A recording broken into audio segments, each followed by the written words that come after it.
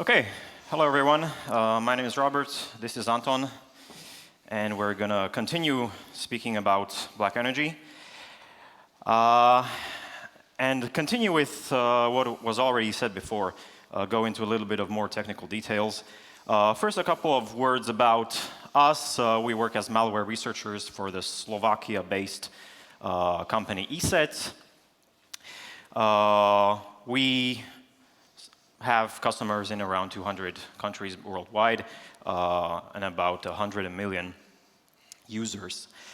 It's a really big pleasure for us to be here at this conference and also an opportunity to learn a lot from you, because ICS and SCADA stuff is not our primary focus. We're malware analysts, we analyze code, we reverse engineer, we work in IDA, Audit Debugger and stuff like that.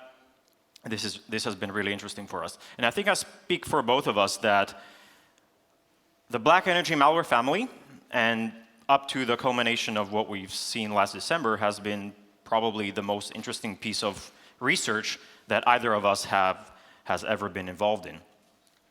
Okay, but let's cut to the chase. The story needs no introduction. All of you know what happened. If it was not for the previous presentation, you would have heard about it either on various blogs, such as ours, articles, even more mainstream media, because this is not as our most articles are, which are mostly intended for peers, because like, hey, we discovered a new piece of malware and it's cool because it uses these new techniques. But this obviously is an interesting topic for a more mainstream media. So the purpose of our presentation today is to give you a more in-depth insight into BlackEnergy as well as other tools, other malware that was used to enable this attack, what role they played. But before we get to that, let's start from the beginning and talk about how we discovered this. So it happened on December the 23rd, and that's Christmas time. I was sitting in the living room enjoying family time in front of the TV when suddenly my telephone beeps and I got an email from Anton over here. So I'm reading, it's also an urgent email, something serious going on. And I'm thinking, okay, so what is it? Anton, he's such a workaholic working over the Christmas, but I'll let Anton do the talking on what he discovered. So I'm not a workaholic. I just Russian. I don't celebrate Christmas in December. We celebrate Orthodox Christmas in January. So actually, I saw this from the news. And after that, we have many customers in Ukraine. I decided to check every ticket that goes from Ukraine. So I was checking our ticket system, and bam, suddenly new ticket pop-ups, and in description it says something like company. They had something strange is going on in their network. They had the credential leaked, and some computers they don't boot anymore, and I decided to investigate this case. And during our investigation, we discovered something familiar: BlackEnergy.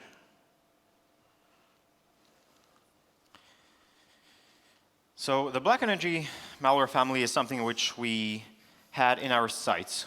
We were focusing on for the past couple of years, since about 2014.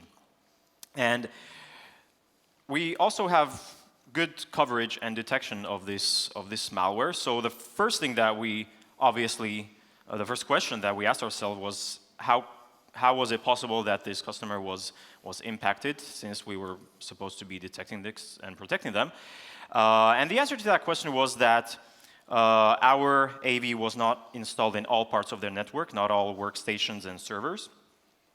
And that after doing another scan of all of them, this malware was found also on those systems. So obviously we collaborated with the customer, helped them clean it out, made sure that their network was no longer infected.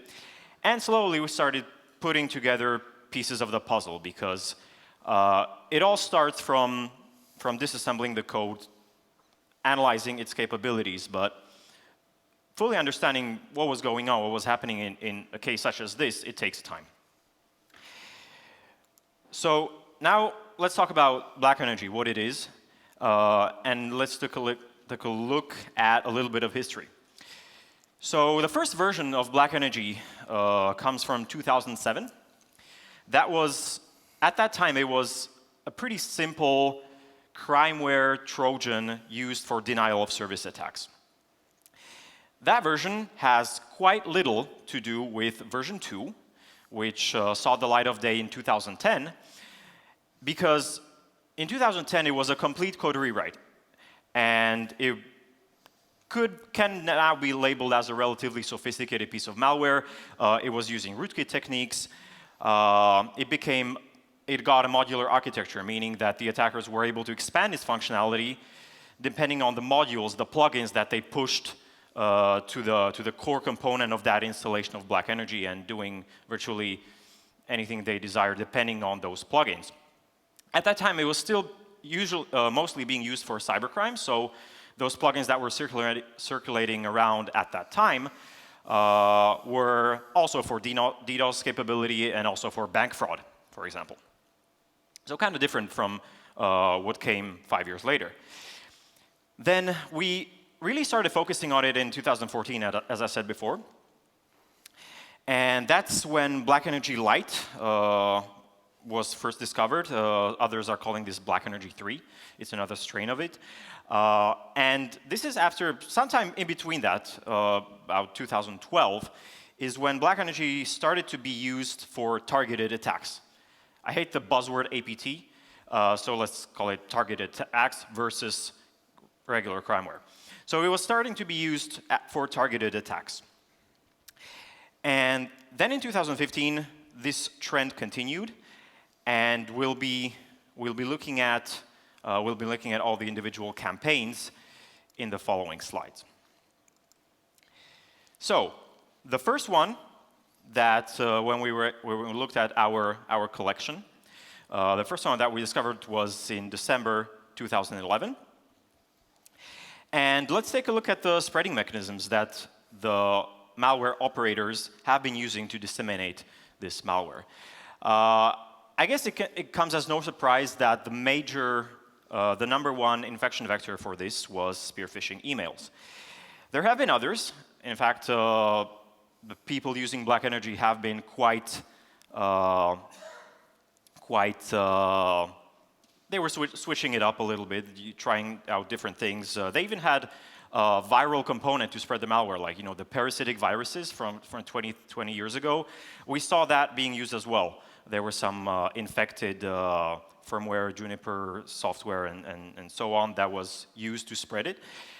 But the number one spreading mechanism was old-fashioned spear phishing, and it's very effective because they took their time to craft the emails, they spoofed the senders, and the topics of the emails were those kinds of topics that the recipients were used to receiving, and even expecting in many cases. So obviously there's a much higher chance of success that the recipient will open this attachment. It was not as one of those examples earlier here today when it was some guy from Nigeria offering you Google money. So everyone has security training to avoid these kinds of things, hopefully. But these were very specifically tailored to these attacks. And we can also deduce from these what kinds of targets these guys were after. So back here, it was a document. It contained an exploit of a vulnerability, and the document looked like this. The topic was a gas conference. Then in May 2012, again, we see Ukraine being the topic. So all of these campaigns, they were targeting mostly Ukraine. Not all of them were solely in Ukraine, but Ukraine was the number one country targeted by these guys. In November 2013, a different vulnerability, but the same scenario. And this time, it's about gas, topic of gas, and Ukraine.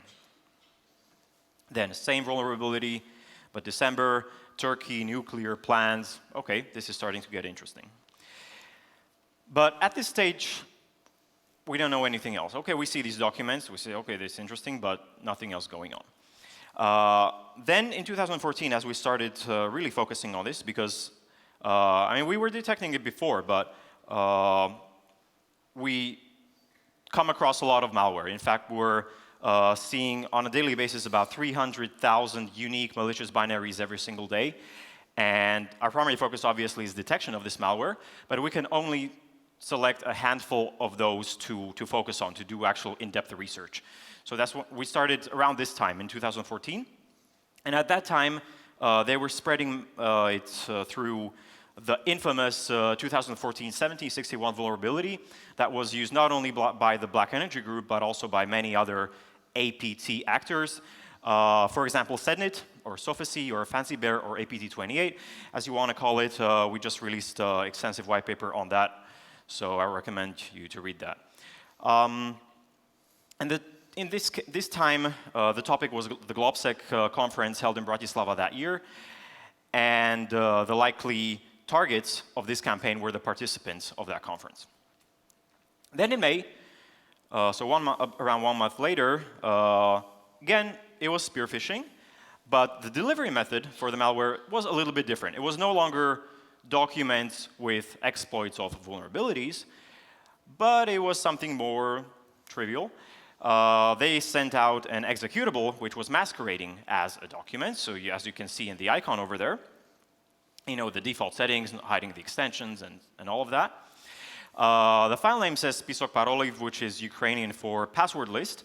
And this email, I'll translate it for you, roughly at least.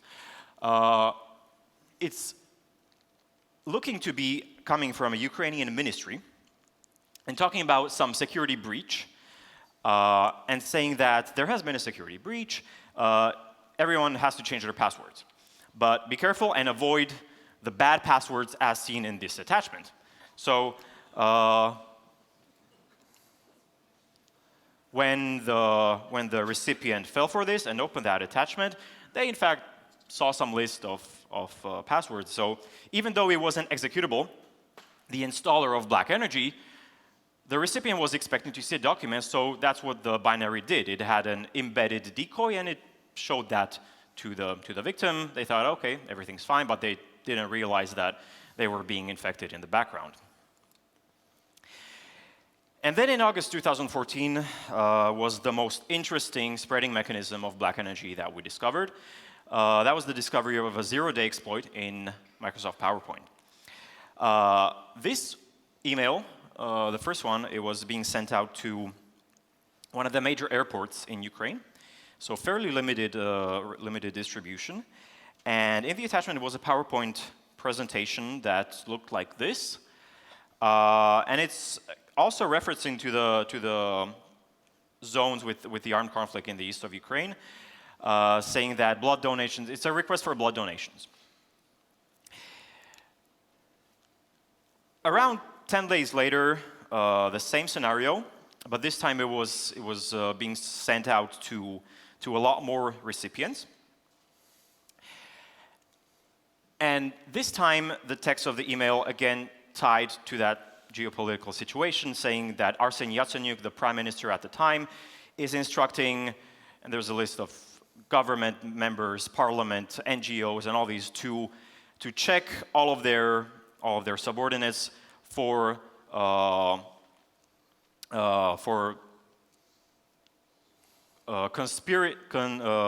conspiring with the separatists, with the terrorists in the east of Ukraine. And in the attachment, there would be the list of those alleged conspirators. Now, as we can probably guess, the important thing was happening in the background, and it led to the installation of BlackEnergy. So let's take a brief moment to look at how that was happening.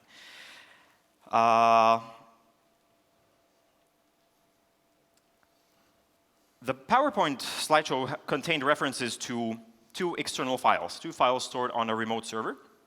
That's these two, slide1 GIF and slides.avi. inf, and PowerPoint would load and run these files. Now, this is obviously a vulnerability, and in fact, something similar was patched back in 2012, except that it was not patched fully. PowerPoint was supposed to be showing warnings such as these, but in fact, on all of the current versions of Office, all of the current versions of Windows at the time with all of the latest patches installed at the time, no such warning was displayed. And the reason for that was that the inf file was neglected. But combine this lack of warning with the fact that the inf file is an executable file, we're building up to a pretty dangerous scenario. So what is this particular inf doing? Well, it's really simple. First, it's renaming that other file, the GIF, to an exe. And yes, this was the installer of BlackEnergy. And the second thing is registering that for, or installing it, registering it for execution upon the next system start by setting this registry key. So I said that these files were stored at a remote location. If you look at the directory listing, what was stored over there, it was those two files that I just talked about, but there were also a couple of other files that looked quite interesting. There was a CIM file, there was some CC project MGR, and these types of files probably ring the bell for many of you in the audience, and this was actually the first indicator that these guys might be up to something more and that they have an interest in ICS systems. And Anton will explain the functionality. Yes. So first file is the list sim. It is file for simplicity platform. And this file, it contains some obfuscated script. And once you open it, it executes some obfuscated script. It connects to same IP address, you can see it here, and it downloads this file. And this file is a script file that, when executed, it downloads and executes BlackEnergy malware. Same here, but instead of downloading it via HTTP protocol, it simply copies it from SMB share. And next file is a DLL file, and this DLL file has a specific function, and what it does, you pass to this function argument with URL, and it just downloads this file and executes it. But thing is that this file had very similar name to Siemens solution, but we still don't know if it was actually used in attack or no. And in December 2014, CERT released alert that it is not just the files on SMB share, that these files, they're actually being used in some attack. And that concludes the events of 2014, so let's move to 2015. It was, as we all know, quite an eventful year. And one thing that we noticed is the introduction of an interesting technique, read receipts of sorts of their phishing email runs. So this was one campaign being sent out to a bunch of potential targets. It contained a PowerPoint file, and this time that 0 day that was discovered, reported, it was already patched. This time the PowerPoint, it didn't contain any malicious functionality, which is kind of strange, right? But what it did, it contained references to external media, as is demonstrated by this warning, the correct expected warning, right? And when Office, when PowerPoint loaded this media, the attackers would be alerted that something from their servers was loaded. So they would basically, we believe that it was a testing run to see that if they launch something like this, whether people would open this, whether it would be successful, whether they should try out, since their 0-day was already used up, so since they can, whether they can use something much more simpler and use social engineering. And that's the very thing that they did, starting from March 2015 and continuing through all of the year. So here we see lots of documents, lots of different, it was Word documents, Excel documents, being sent out with malicious macros. Now this is a technique that has been common 20 years ago.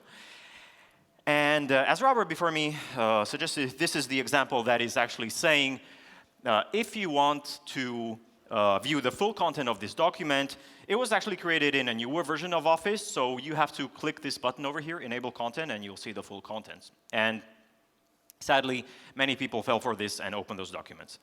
Here are a couple more examples using that same stuff. In all of them, you can see the Ukraine topic.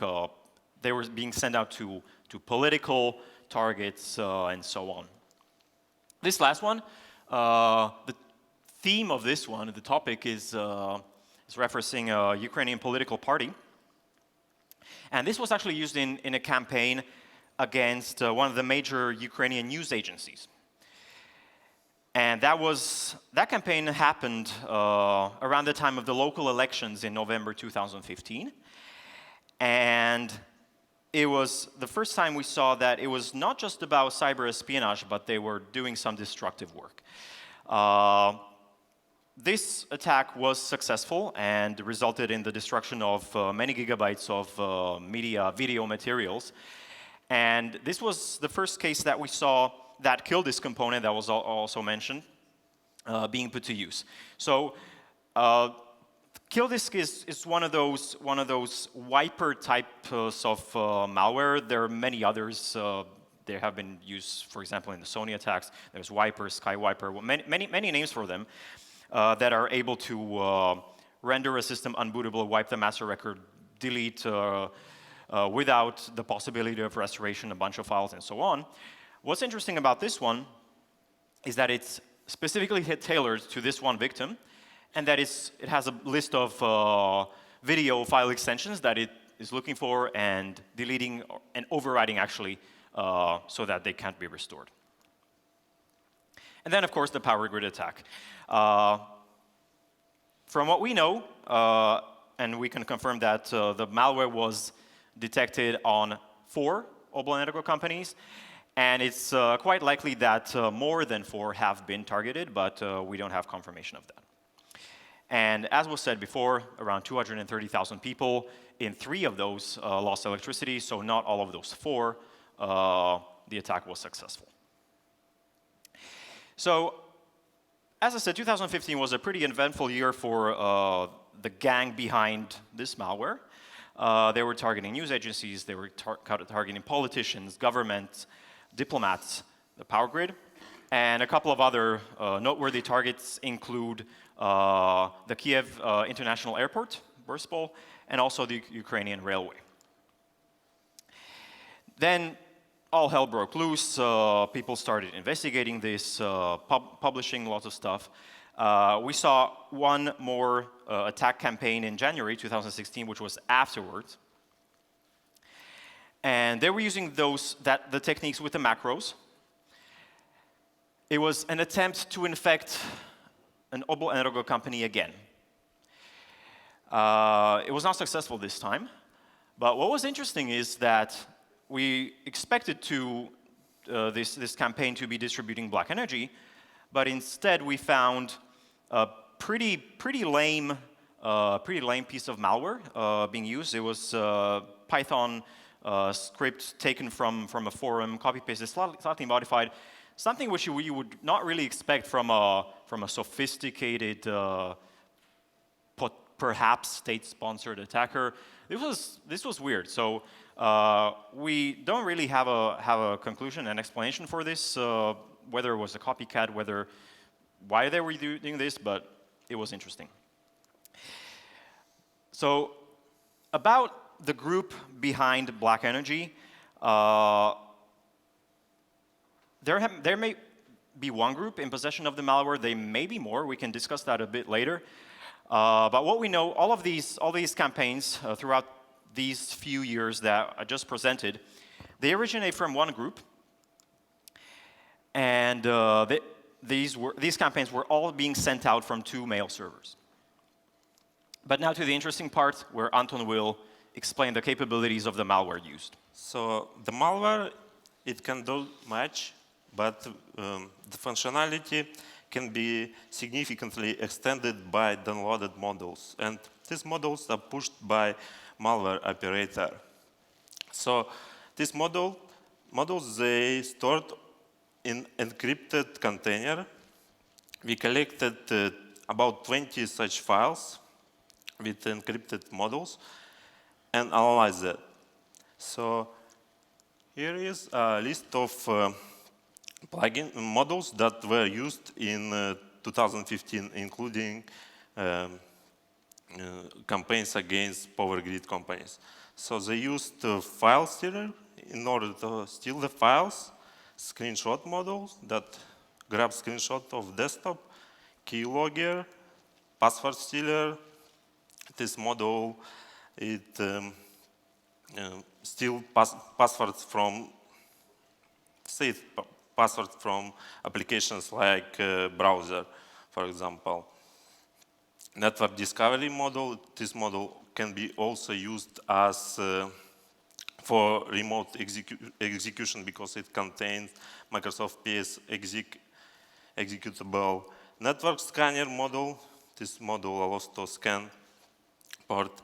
But the BlackEnergy malware, it was not only the malware that used by this group. Also, we discovered that they used an Nmap scanner that was camouflaged as Microsoft component.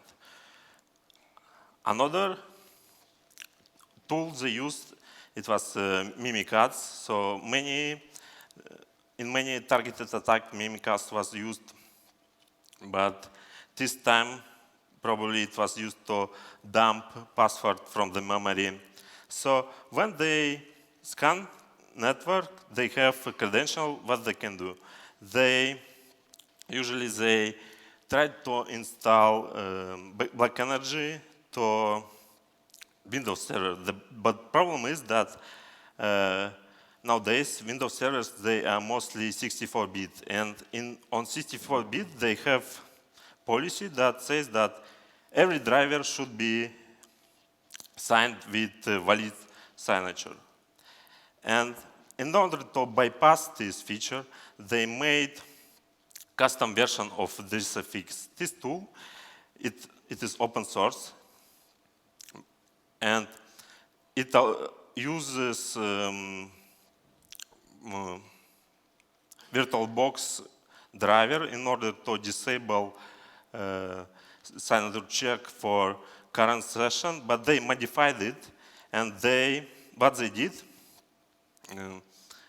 they added some code that modifies boot configuration store in order to enable test signature. And BlackEnergy drivers, they are signed by this signature. Also, what they use is backdoored SSH server. It was deployed in addition to BlackEnergy backdoor to a server.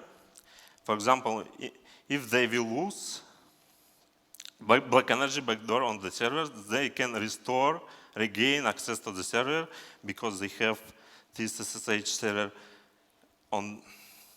installed. And interesting thing that they used hard-coded password inside this server. So let's focus on power outage. So these tools, with these tools, you cannot do anything like that. But what they used the tool that was already installed in the network. And this tool was used by network administrators to fix some issues. And you may ask me what my favorite feature of this tool. And my favorite feature is logs. Here you can see a real log file, but it is just one case, so it's not the case of all BlackEnergy companies. So it is just one case, and from this log you can see activity during that day. So firstly, some guy, this log, it is real log file, but with censored computer names, IP addresses, and username they used.